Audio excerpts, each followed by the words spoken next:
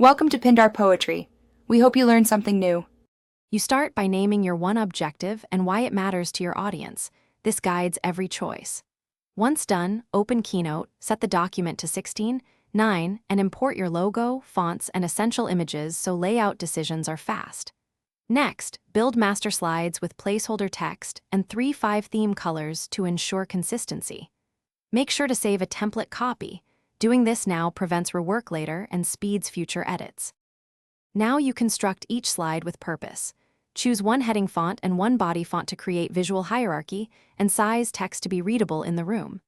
Convert data into clear charts, one figure per slide, and highlight the key number with a contrasting color. Once the content is placed, apply simple transitions and only up to 2 animation effects per slide to direct attention. Make sure to add concise speaker notes explaining the how and why of each point. You finish by rehearsing with a timer, adjusting pacing and tightening 1-2 callouts so your message lands. Once happy, export both PDF and PPTX and save a backup to the cloud plus a USB stick to avoid last-minute file issues.